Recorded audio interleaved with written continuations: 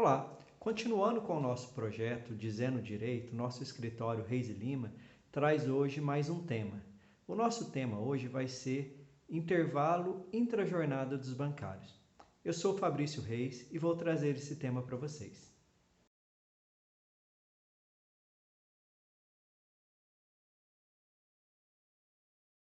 Trazemos o tema intervalo intrajornada porque é um dos temas mais recorrentes na Justiça do Trabalho quando nós falamos de bancário. O intervalo intrajornada nada mais é do que um intervalo que acontece durante a atividade de trabalho. Ela é realizada especificamente para uma refeição, um descanso do trabalhador para que ele possa recuperar a sua energia para dar continuidade no trabalho. Enfim, é uma pequena recuperação das suas energias. A regra é a seguinte: para quem exerce a jornada de 4 a 6 horas, nós temos um intervalo mínimo de 15 minutos.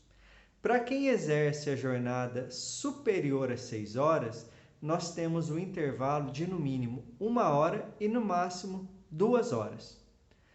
Voltando à realidade que nós mostramos no vídeo passado sobre os bancários, ou seja, sobre a ausência de anotação dos reais horários de trabalho, o trabalhador bancário não pode anotar a sua jornada, seja por ordem, seja por uma exigência do seu trabalhador.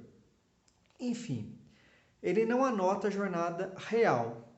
Ele também não pode anotar os intervalos entre a jornada, o intervalo para almoço, para jantar, que ele teria direito. Ou seja, ele anota que ele gozou esse intervalo, mas na realidade ele continua trabalhando.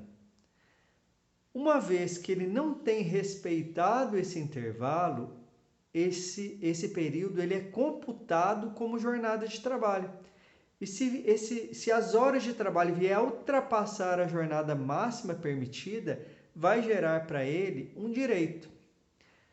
Em relação especificamente ao intervalo que é desrespeitado, nós temos que analisar a lei antes e após a reforma trabalhista.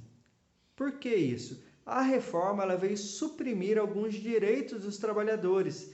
Dentre esses direitos suprimidos, nós tivemos uma alteração em relação ao que os tribunais vinham entendendo, pois uma vez que não era respeitado o intervalo mínimo, todo o período de intervalo era considerado como não concedido e era devido o pagamento do período total como horas extras. Esse período tinha um acréscimo de no mínimo 50% ou então o adicional que era previsto na convenção ou acordo coletivo. Após a reforma, o intervalo que é desrespeitado, ele tem o direito ao seu pagamento, mas esse tempo é limitado apenas ao que é suprimido. Então, por exemplo, no intervalo de 1 hora, se ele tira 20 minutos, o que é devido é os 40 restantes. E essa verba deixa de ter caráter salarial, ou seja, ela não reflete mais nas outras verbas, como férias, 13º, passando a ter um caráter indenizatório e com um adicional de 50%, ou aquele previsto na norma coletiva. Resumindo, antes da reforma, os intervalos desrespeitados eram pagos no seu período integral como horas extras e tinham um adicional de 50% ou adicional previsto na convenção da FEBRABAN dos bancários. E mais o reflexo em todas as verbas, férias, 13º e algumas outras verbas que possam vir ser devidas ao bancário. Tá? Já após a reforma, o pagamento se dá apenas em relação ao tempo que é suprimido do intervalo total. E esse período tem caráter indenizatório, não vai refletir nas férias, no 13º e nas demais verbas dos trabalhadores.